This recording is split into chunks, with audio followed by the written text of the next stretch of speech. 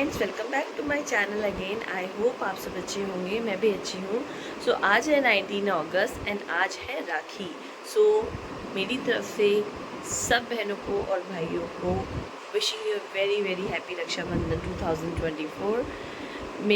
May God bring on this day a lot of strength and bond between the good relations, between brother sister, mother father, daughters with their parents and sons with their parents. So आज है रक्षाबंधन और हमारे यहाँ रक्षाबंधन से पहले होती है एक पूजा जो ज़्यादातर घरों में हुआ करती होगी, जिसे कहते हैं सोन जिमाना। सो सोन जिमाना क्यों होता है, आज रक्षाबंधन का क्या मुहूर्त है, रक्षाबंधन क्यों मनाई जाती है, कुछ ऐसी बातें आज मैं सबको ब्लॉग में बताऊंगी। और आई थिंक जो मैं बताऊंगी शायद वो आप लोगों को पता भी होगा। तो अभी बज रहे हैं सुबह के 8 और मैं रेडी हो गई हूँ नहा धो के। मैंने हैंड वॉश किया। राखी से पहले होती है पूजा, तो वो पूजा हमें करनी होती है। और मेरा ऐसा मानना है कि रक्षाबंधन वैसे तो इसे भाई बहन की का त्यौहार माना जाता है कि भाई ज़िंदगी भर बहन की रक्षा करने का एक वचन देता है। बट मैं ऐसा मानती हूँ कि रक्षा का जो सूत्र होता है वो भाई के साथ नहीं, उन सब के साथ होता है जो आपकी किसी भी मोड़ पे किसी भी समय पे कोई मदद करे। जैसे हम लोग, जैसे मैं हूँ, मेरा कोई भाई नहीं है, तो हम लोगों ने हमेशा से भगवान जी को और अपने पापा को राखी बांधी है। सो मेरी भी एक बेटी है, तो मेरे को भी कोई बेटा नहीं है, तो मैं अपनी बेटी से भगवान जी और उसके पापा को राखी बंधवाती हूँ। सो मेरे हिसाब से रक्षा सूत्र सिर्फ भाई के लिए नहीं होता, उसके लिए भी होता है जो आपकी रक्षा करे। तो जीवन भर तो माँ बाप हमारी रक्षा करते ही हैं, उसमें कोई डाउट नहीं है। तो मैं अपने पापा को और अपनी मम्मी को दोनों को बांधती हूँ और यही अपनी बेटी को सिखाती हूँ। और सबसे पहले मैं भगवान की बांधती हूँ राखी, अपने राधे जी को, मैं अपने कृष्ण जी को। कहते हैं कि आपको जो इंटरनल पावर स्ट्रेंथ होती है वो भगवान जी से आती है। सो तभी हम सबसे पहले भगवान की पूजा करते हैं और भगवान जी को राखी बांधते हैं। सबसे पहली राखी, चाहे किसी का भाई हो या ना हो, उसकी पहली राखी भगवान को ही चढ़ती है। तो मुझे लगता है कि आप सब लोग भी ऐसा करते होंगे। सो ये तो हुआ छोटा सा एक ब्रीफ की ब्लॉग किस पर है। तो जो लोग नए हैं प्लीज़ मेरे चैनल को सब्सक्राइब कर लें और बेल आइकन को प्रेस कर लें, जो घंटी बनी है, सो दैट आपको पता रहे कि मेरे ब्लॉग्स आपकी नोटिफिकेशन आपके पास आती रहे। और जो लोग पुराने हैं, अगर उनको कंटेंट समझ आता है, अच्छा लगता है, तो लाइक करें और शेयर करें अपने फ्रेंड्स और रिलेटिव्स के साथ, so that they can also like and subscribe and share my links and the channel. मैंने मॉर्निंग में कर ली है थोड़ी सी तैयारी, मैं थोड़ा रात को ही करके सोई थी। तो मैंने कुछ ये बनाए हैं। अब हम लोग की सोन, हमारे यहाँ पूजा होती है, सोन जिमता है, तो उसके लिए मैंने ये बनाए हैं। आप ये देख सकते हो, उसमें लिखा है सीताराम राम राम। और मैंने उसके लिए कुछ राखियाँ भी तोड़ी हैं। कलावे को राखी माना जाता है, तो इसका एक अपना अलग महत्व होता है इस पूजा का, कि हम ये पूजा क्यों करते हैं। तो चलो मैं आपको इसके बारे में कुछ बताती हूँ। और वो जो कागज़ पे हम लिखते हैं, आजकल ये रेडीमेड भी मिलते हैं। मैंने लास्ट टाइम रेडीमेड लगाए थे, बट मैं कल ख़रीद नहीं पाई, तो मैंने हाथ से बना दिया। कहते हैं इसको रोली से बनाया जाता था पहले शहर में, लेकिन अब थोड़ा मॉडर्नाइजेशन हो गई है, तो सब लोग एक वाइट पेपर पे रेड स्केच पेन या रेड पेन से बना देते हैं, क्योंकि रेड, रोली का कलर रेड होता है। तो और उसके बाद राखी हो तो ठीक है, नहीं तो फिर कलावे करे जाते हैं। और मीठे में होता है सबसे नए जवे की खीर। आपने सुना होगा सेवइयाँ होती हैं, तो इस समय में सबसे नई जो जवे की खीर होती है, जवे जो होते हैं उसकी खीर बनाई जाती है भोग में। तो चलो मैं वो बनाना स्टार्ट कर रही हूँ और आपको दिखाती हूँ बैक कैमरे से।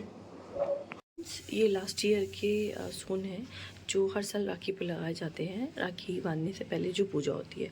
सो इस तरह के होते हैं जो रेडीमेड दुकान से मिलते हैं, मार्केट से मिलते हैं। लेकिन लास्ट टाइम क्या हुआ था, मेरे पास कम पड़ गए थे, तो मैंने कुछ हाथ के बना दिए थे। तो इस टाइम भी ऐसे ही हैं, आप देख रहे हो। इसमें सोन में लिखे हुए पेपर में सीताराम है। आप एक चीज़ नोटिस करोगे, सीताराम लिखा है, और फिर कलावा और थोड़ी सी खीर का भोग है। ये देखो, हमने तैयारी कर दी है खीर बनाने की, जवे की खीर।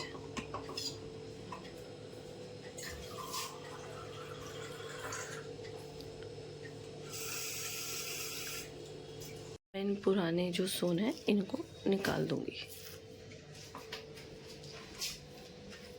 क्योंकि हमारे नहीं लग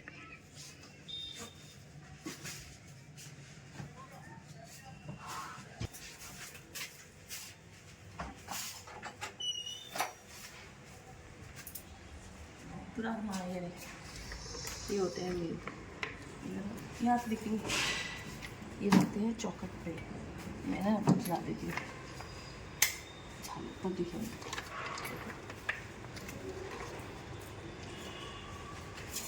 यहाँ पे निकलते हैं।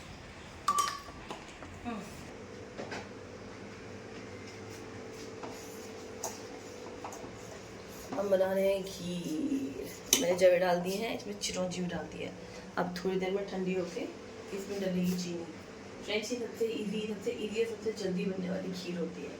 और हाँ, एक चीज़ और है, इस खीर में जो मुझे बताया गया है मेरे बड़ों से, तो ये कि इसमें हर साल बिल्कुल जो नए जवे बने हुए होते हैं वो डलते हैं।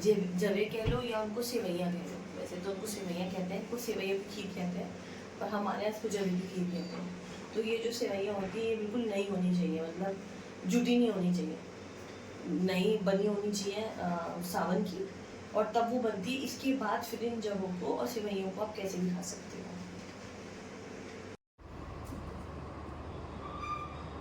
ये सोन चिपके, अभी सीताराम जी के सोन चिपका रहे हैं, उसके बाद भोग लगाएंगे।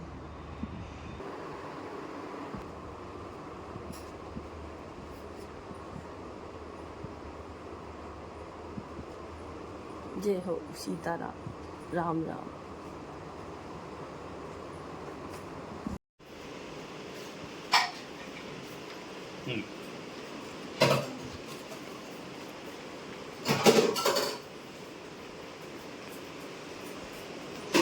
हो गया,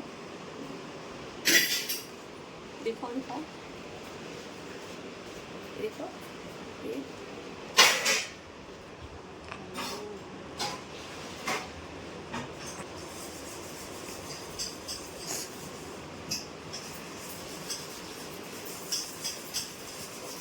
और कहाँ है, ये नहीं। सो फ्रेंड्स, अब मैं आपको बताने जाऊँगी कि ये सोन हम क्यों जमाते हैं। ऐसा माना जाता है पुराने समय में कि हम, क्योंकि ये त्यौहार रक्षा का त्यौहार होता है, रक्षा का त्यौहार होता है, तो इसलिए ऐसा कहते हैं कि अगर अपने घर की छत पे, घर की मेन एंट्रेंस पे, दरवाजों पे अगर सीता राम दिखते हैं, तो राम जी हमारे घर में, घर के हर सदस्य की रक्षा करते हैं।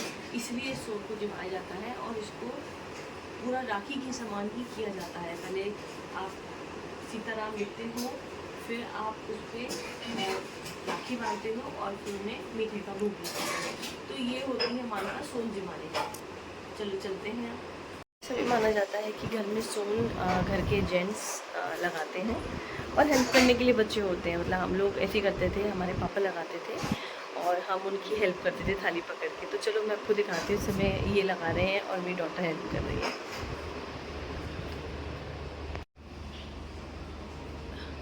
तो ये लिया है जवे की खीर और कलावा उसमें लेके एक चक्कर ये भोग लगा दिया। चलो दूसरे चौखट पे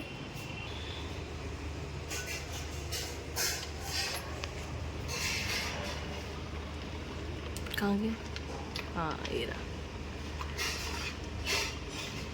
ये लगा भोग।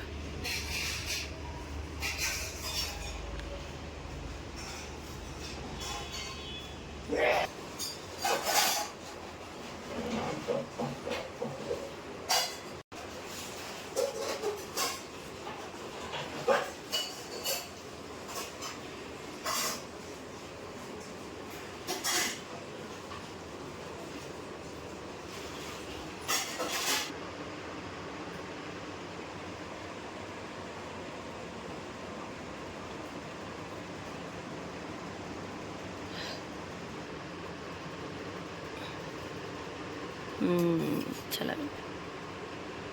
इस तरीके से अब पूरे घर के जितने भी दरवाजे हैं, चौखट हैं, उन पे ये सोन जिमेगा।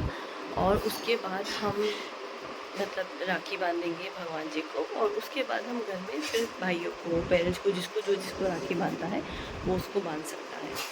तो फ्रेंड्स, ये तो रहा महत्व सोन जमाने का, या फिर जो हमारी पूजा होती है राखी वाले दिन, मतलब रक्षाबंधन वाले दिन सुबह सुबह। और सभी बहनें और लेडीज़ ये घर में पूजा करती हैं अपने घर में रक्षाबंधन को करने से पहले। अब मैं आपको बताऊंगी कि रक्षाबंधन क्यों मनाया जाता है। आपने एक बहुत पुरानी स्टोरी सुनी होगी, जो आपको पता भी होगी, जो किशन जी के समय पर चलती आ रही है। एक बार उनको कर्ण की उंगली में चोट लग गई थी, उनकी कर्ण की उंगली से खून आने लगा था। तो फिर जब उनको खून आने लगा तो उनकी कर्ण की उंगली में, तो उस समय द्रौपदी जो थी, जो पांडवों की पत्नी थी, वो उनकी सखी थी।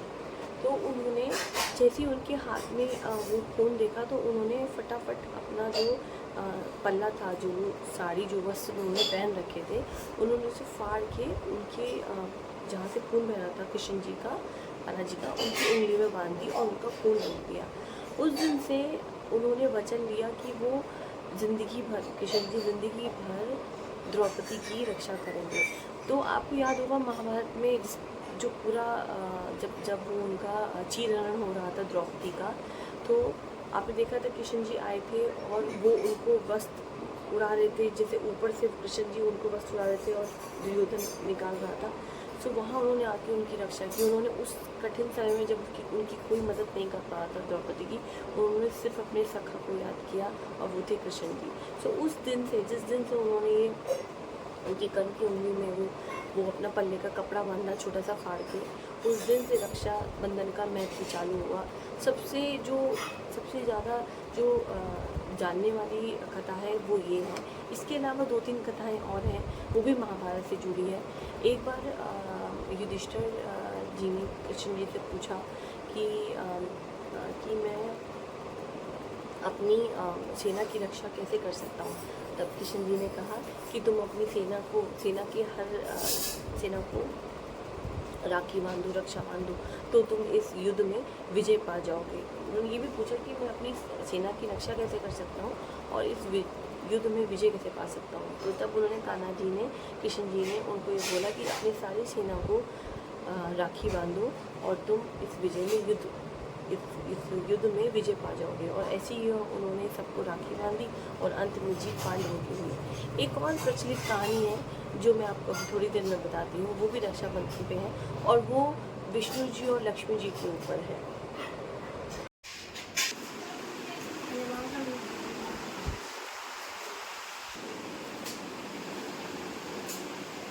ये हमने छोटा सा लगाया है यहाँ पे।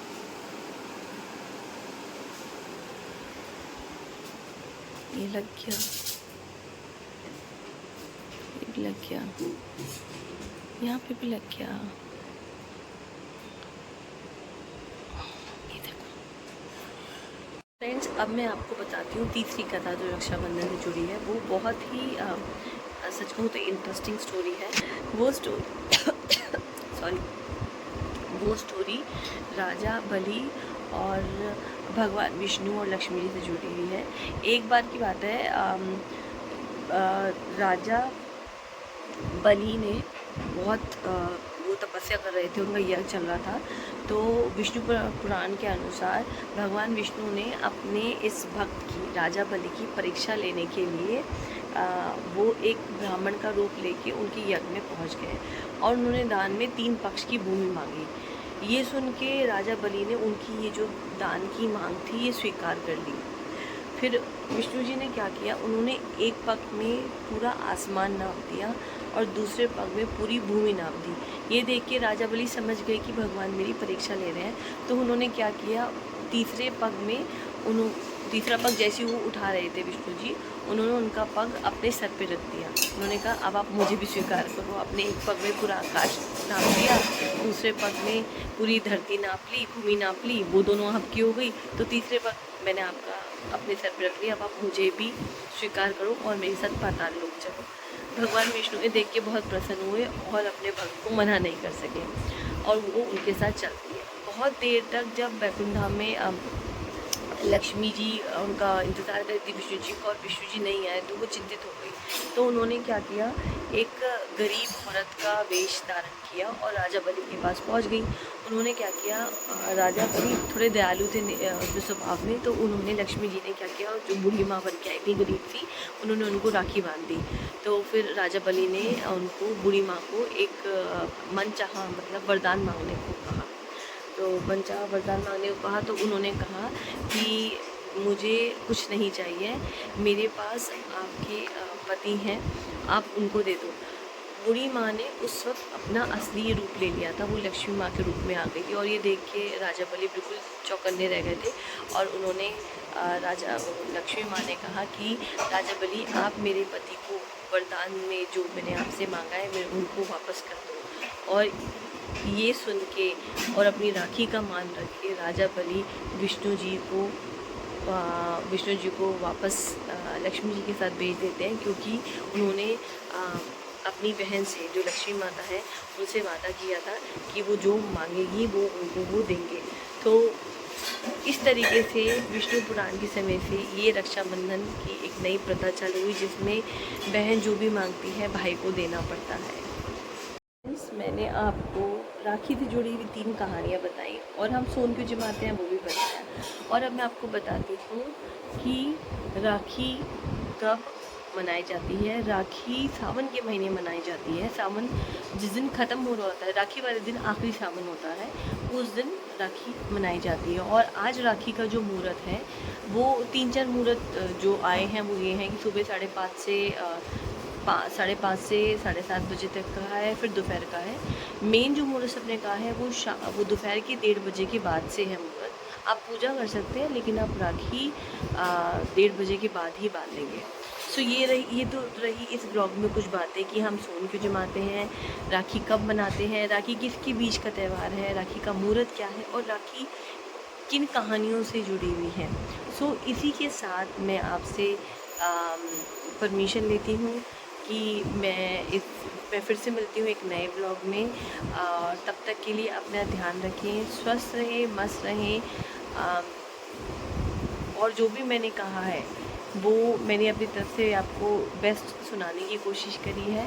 मैं जैसा मानती हूँ मैंने वैसे माना है, बिकॉज़ ज़रूरी नहीं है कि राखी भाई को बांधी जाए। राखी उसको बांधी जाती है जो आपकी रक्षा कर सकता है।